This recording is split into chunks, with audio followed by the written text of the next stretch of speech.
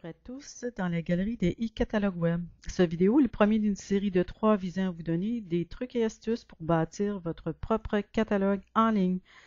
Alors, ce premier guide va vous permettre de comprendre les principaux aspects constituant sa structure et va vous donner une bonne base pour construire le vôtre.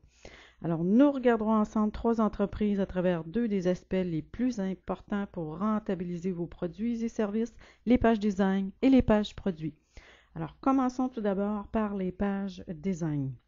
Règle générale, elles servent en premier lieu à offrir un contenu attrayant, mais elles ont aussi pour tâche de diriger vos clients. Alors, les 3 principales sont la page couverture, les menus directionnels et enfin les pages promotionnelles. Alors, ces 3 exemples d'entreprises vont nous aider à comprendre l'importance et l'impact de cette structure. Dans notre premier exemple, nous avons une page couverture attrayante.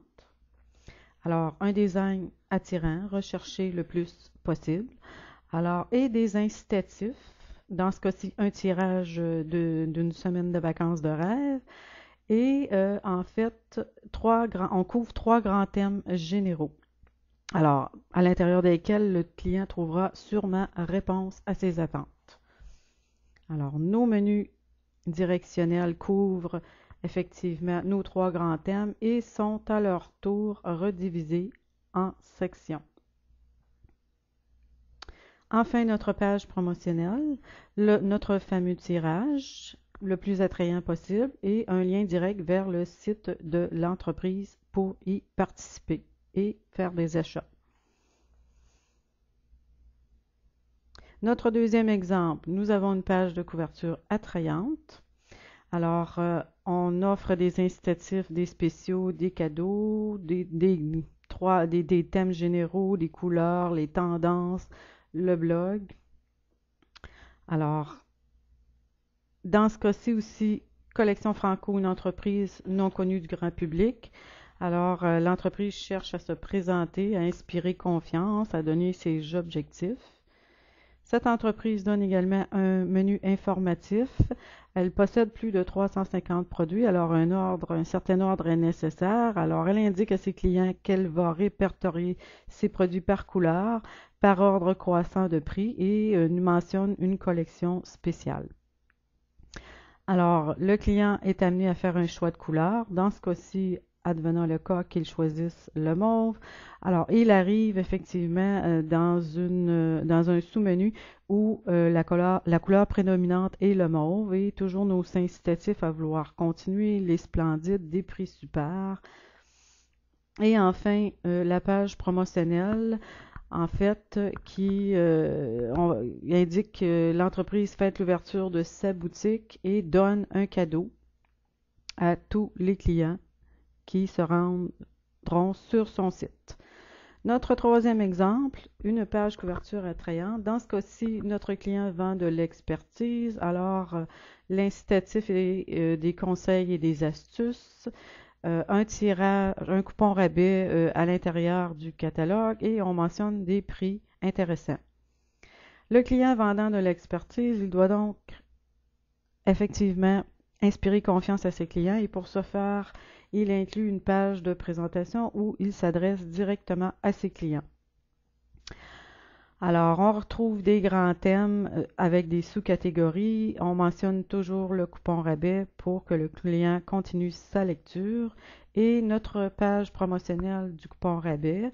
Alors, le client peut se rendre directement en serre, faire ses achats ou faire un achat en ligne en mentionnant un numéro de coupon rabais. Dans ce cas-ci, pour inspirer confiance, toujours, le client mentionne un numéro de téléphone et une adresse physique. Nous verrons pourquoi plus tard dans ces produits. Alors, passons maintenant à la structure des pages produits. Elles permettent quant à elles la description de chaque produit, bien évidemment, mais sont aussi des liens directionnels qui conduisent le client vers un achat éventuel. Alors, c'est très important d'y inclure tous les éléments nécessaires. Dans notre premier exemple, on voit que l'entreprise affiche une gamme de produits simples à petit prix. Alors, des très petits prix, 4,95 $, bref. accessible à tous. Alors, si on observe bien, on s'aperçoit vite que le client cherche en fait à mettre l'accent sur les marques connues de ses produits. Le design du produit étant déjà connu du grand public et ayant fait ses preuves au cours des années, alors il décide de toujours mettre en évidence la marque du produit. Alors, pour ce faire, il décide d'illustrer 3 produits par page. Passons maintenant à l'exemple 2. Alors, nous avons cette fois-ci un produit de luxe à petit prix, alors une marque non connue du grand public. Alors, l'accent est mis plutôt sur le design du produit.